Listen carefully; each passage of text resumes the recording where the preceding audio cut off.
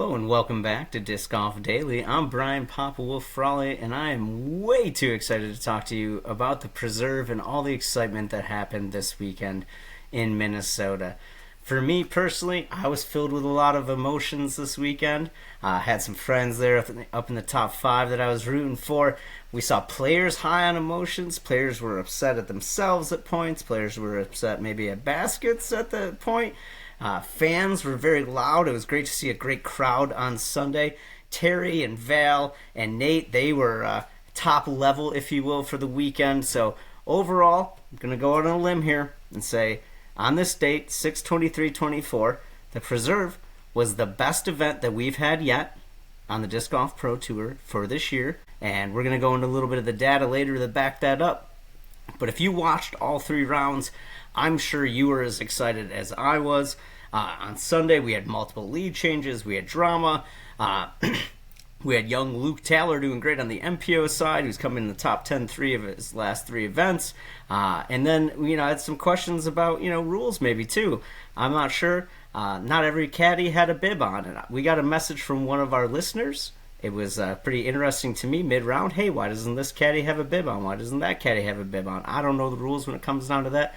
Maybe somebody that's a little bit more excited can tell me more about those rules later on. But let's get into the thick of it, if you will. We were at the Preserve Championship connected by Microsoft Teams.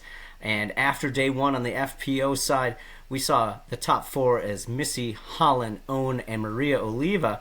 That being said, the final five holes really justified where that order was, as far as Missy birdieing 4 of the final 5, Holland birdieing 3 of the final 5, Owen birdieing 2 of the final 5, and Maria actually bogeying 2 of the final 5. So that order would have been a little bit different had those final 5 holes not played out the way that they did.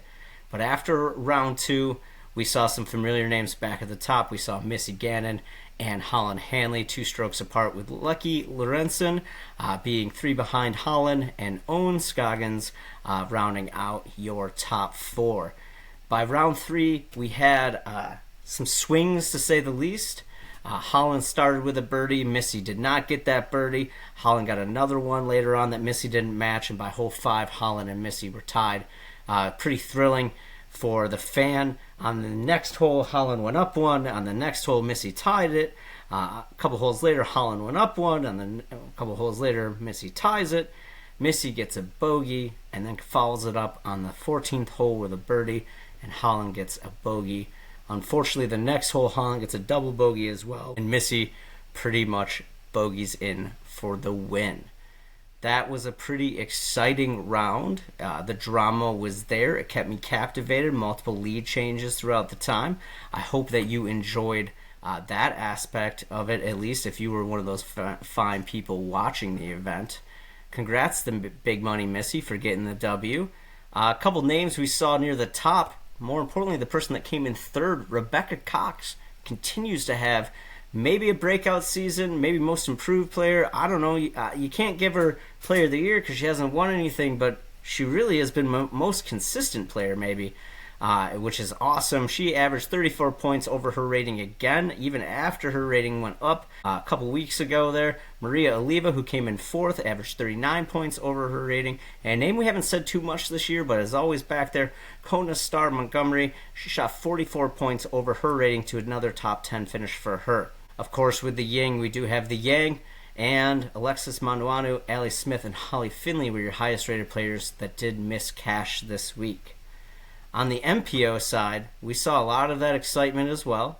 After day one, we saw Ben Callaway, Cole Redalen, Kyle Klein all shoot a minus 14. Hot round, ooh. And then Isaac Robinson rounding out your top 4 with a minus 13. By the time we got to the end of round 2, we saw a lot of shifting. And we saw, unfortunately, Ben didn't have the greatest round. We saw Ricky Wysocki shoot a great minus 11 to jump up on the card. Gannon Burr shoot a minus 10. And Luke Taylor shoot a minus 10 as well to move up to 4th position as well. For the fan, for the pundit, for the person that just loves disc golf like I do, and I hope you do, going into that final round, we were really blessed to see. We had a returning champion or a multiple-time champion. We had the United States champion. We had the world champion. And we had the guy that's coming off 2 Disc Golf Pro Tour wins in Gannon Burr. For the person listening in round 2, I think Nate Dawson, and maybe Terry, I don't know, but Nate Dawson is definitely saying it was Gannon Burr's kind of round to win, if you will, coming into the final round. And we saw everybody have a shot to win. Specifically, Matt Oram, who shot the hot round of the day at -12. He had a great section where he birdied 8 in a row and then birdied again the final 3 to put some pressure on that lead car that was jumping around.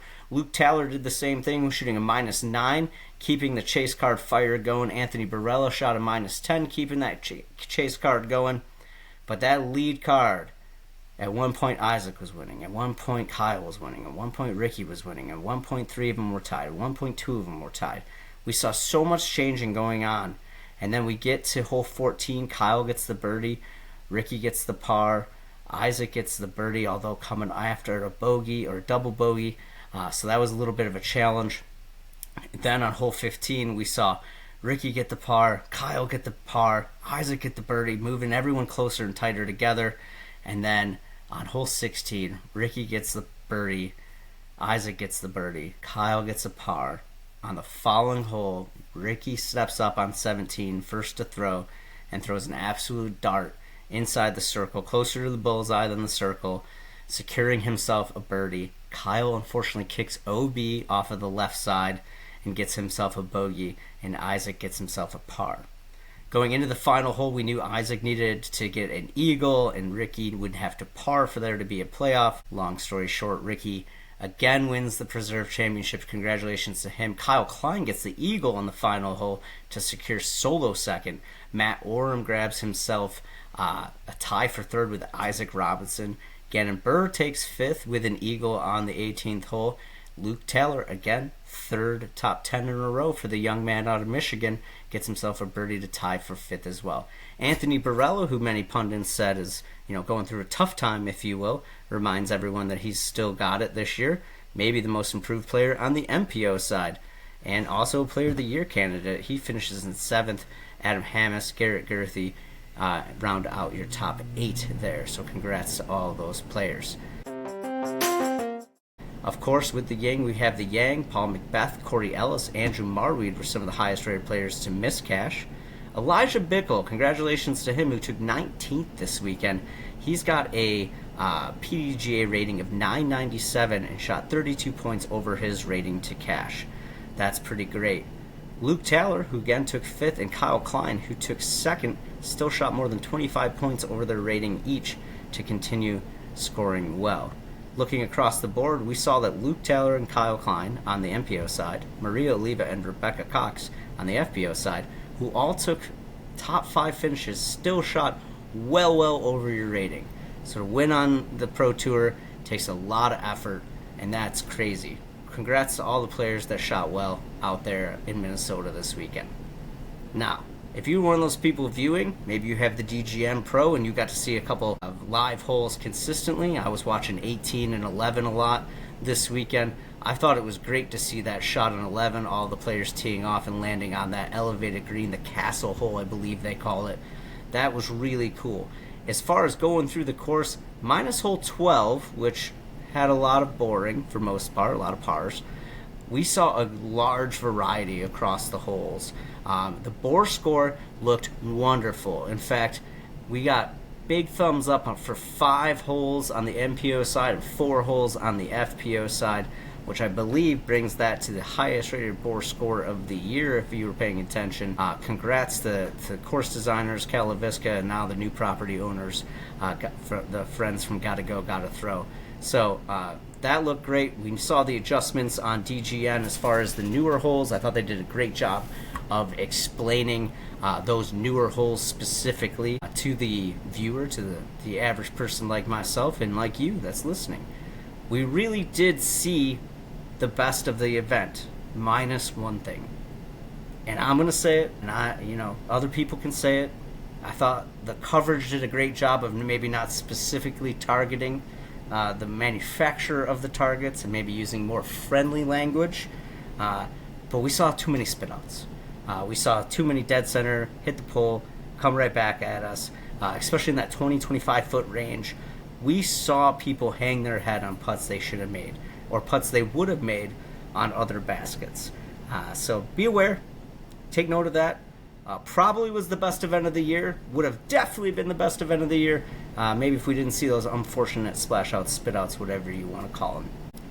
Overall though, probably the best event of the year from a viewing standpoint.